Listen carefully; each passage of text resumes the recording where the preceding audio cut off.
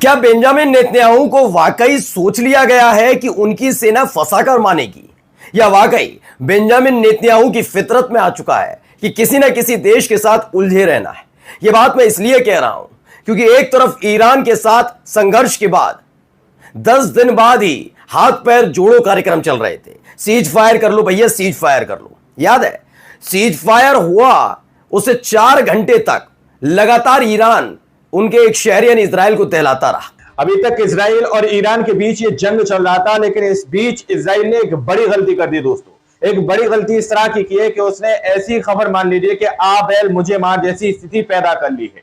अभी तक Iran Israel को दहला रहा था, लेकिन अब ईरान के अलावा लेबनान पर इजराइल ने जो अटैक किया, जो तस्वीरें सामने निकल के आ रही, जो खबर सामने निकल के आ रही है, उसके बाद की तस्वीरें मैं आप लोगों के सामने रखूंगा कि किस तरह से लेबनान ने बड़ा अटैक इजराइल के ऊपर करना शुरू कर दिया। दोस्तों, अभी जो रिपोर्ट आप लोग देख रहे हैं, हो सकता है मैं सुबह तक जो खबर लेकर आऊंगा नेक्स्ट वीडियो में, उसमें आप लोग देखेंगे कि किस तरह से इजराइल पूरी तरह से दहल चुका है। हमारे साथ वरिष्ठ पत्रकार मौजूद है प्राज्वल गौतम, आप उनकी इस रिपोर्ट को देखिए।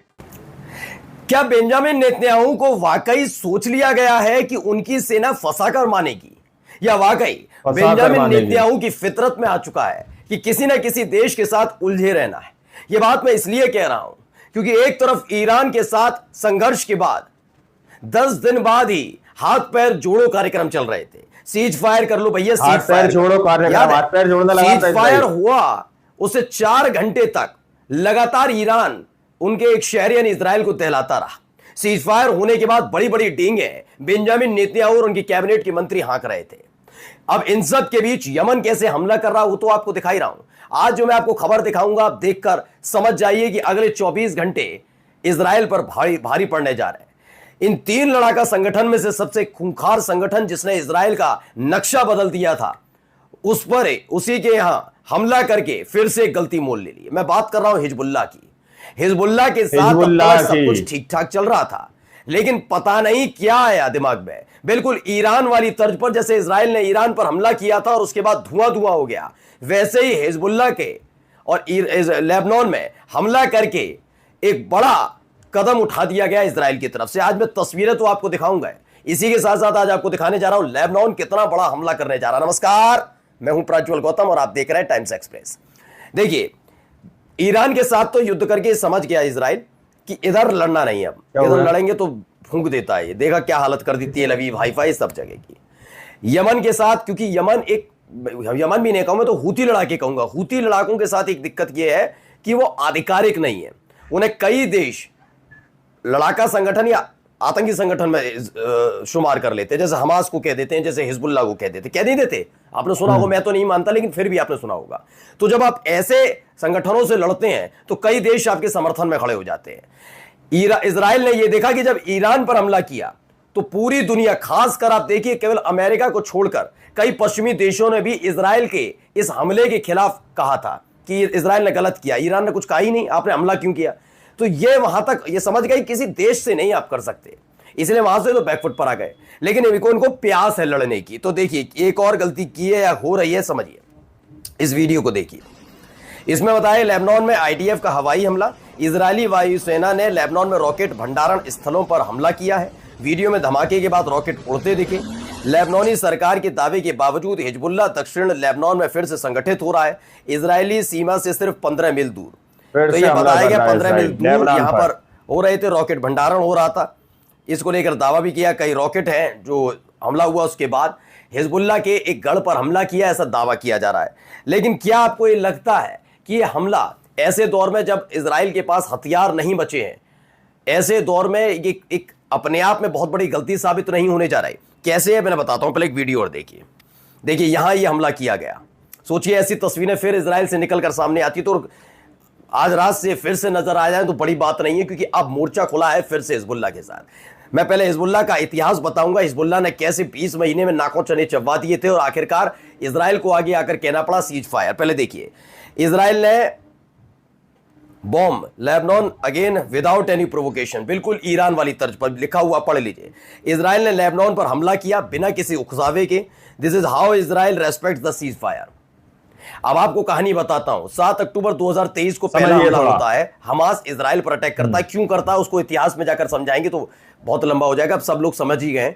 गजा की जमीन पर, फिलिस्तीनी की जमीन पर इजरायली आए, बसे, बसते बसते उन्होंने अधिकार करना शुरू किया, खदेड़ना शुरू किया, ताकत दिखानी शुरू की, और उसके बाद फिलिस्तीनी वहां पर किराएदार बनकर रह गए एक तरीके से। और इजरायलियों, इसीलिए देखिए आप ज्यादातर देखिए यहूदियों पर पूरी दुनिया विश्वास नहीं करती, इनसे कहते हैं इनसे दूर रहो, ये कब्जा कर लेते हैं जमीनों पर, इसलिए इनको उसी तरीके से हैसियत में। अब आइए अगली स्थिति, इन्होंने ये किया जब हमास ने इसी मद्देनजर हमला किया था, जबकि उस हमले को भी मैं स्वीकार नहीं करता, लेकिन फिर भी उन्होंने जब हमला किया तो उन्होंने गजा में मासूम बच्चों को निशाना बनाना शुरू कर दिया।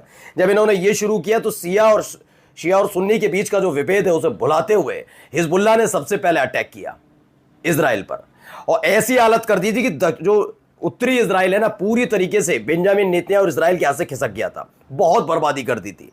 लंबे वक्त तक ये चलता रहा। ऐसा नहीं है इजराइल ने अटैक नहीं किया, इजराइल ने भी लेबनान में अटैक किया, बेरूत पर अटैक किया, हेडक्वार्टर था, तमाम चीजें थी, हिजबुल्लाह की चीफ की उसमें इंतकाल हो गया, बहुत सारी चीजें हुई, लेकिन हिजबुल्लाह ने हथियार नहीं डाले और लगातार हमले होते रहे।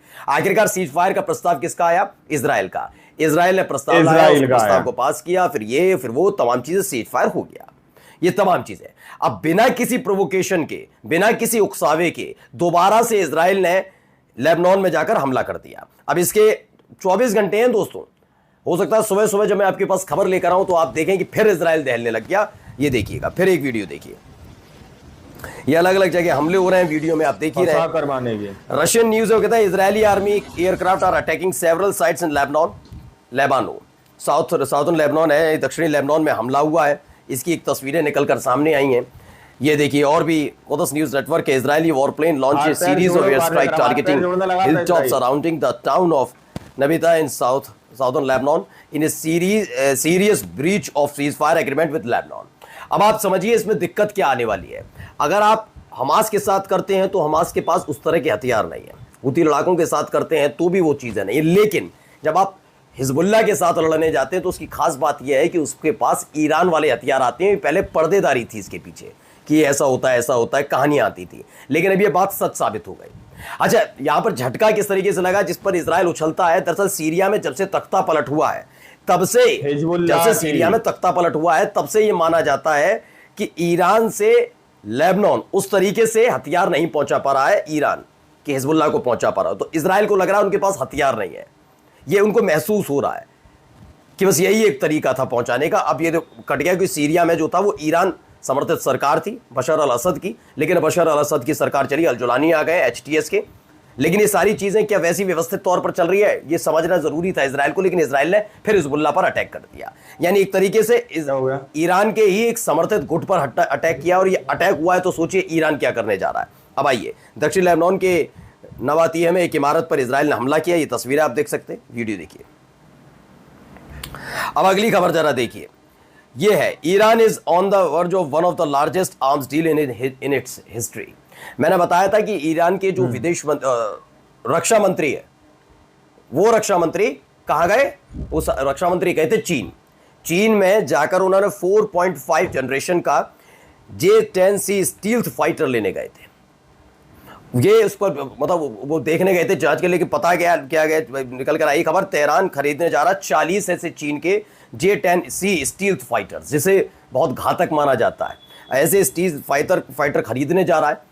और ये एक इजराइल के लिए खतरे की घंटी है कि अगर ऐसा कोई हथियार है, उसके बाद पलक झपकते ही इजराइल में तबाही मचेगी, ये वो इजराइल जानता है। और जाते आते देखिए एक संदेश क्या, ईरान इजराइल टकराव के बाद ईरान के सर्वोच्च नेता आयतुल्लाह सैयद अली खामेनेई ने कसम खाई है कि ईरान संयुक्त राज्य अमेरिका के सामने कभी भी आत्मसमर्पण नहीं करेगा। उन्होंने हाल ही में अमेरिका की बयानबाजी को अपमानजनक और भ्रामक बताया। उन्होंने कहा फिलिस्तीन की जंग आज़ादी सबसे बड़ा मुद्दा है। उन्होंने स्पष्ट कर दिया है आज़ादी सबसे बड़ा मुद्दा है और हिजबुल्लाह उनमें साथ देने जा रहा है। फिर से जहां से शुरू हुआ था 7 अक्टूबर 2023 का चक्र, वो फिर से शुरू होने जा रहा है कि हिजबुल्लाह के साथ जो किया उसे हिजबुल्लाह बर्दाश्त नहीं करेगा। और माना जा रहा है कि अगले 24 घंटे के अंदर उत्तरी इजराइल में बहुत भीषण बमबारी होगी। नमस्कार।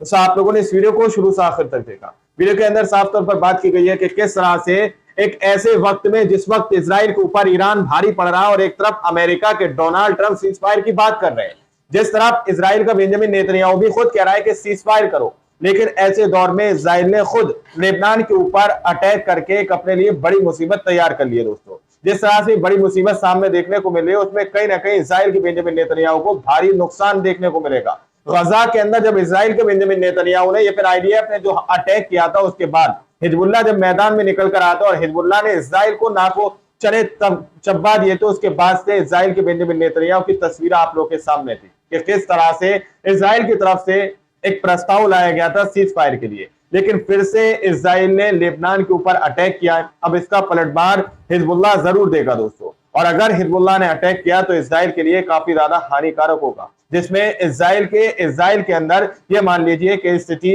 संभालने लायक नहीं बचेगी। जिस तरह से ईरान में एक के बाद एक ताबड़तोड़ इजराइल की राजधानी पर हमले किए, उसी तरह से हिजबुल्लाह भी अटैक कर सकता है। ताकि आप लोगों ने इस पूरी रिपोर्ट को देखा सुना, आप लोग इस रिपोर्ट के बारे में क्या सोचते हैं, क्या समझते हैं, अपनी राय कमेंट सेक्शन में जरूर दीजिएगा। मिलता है अगली वीडियो में, जब तक के लिए जय हिंद, जय भारत।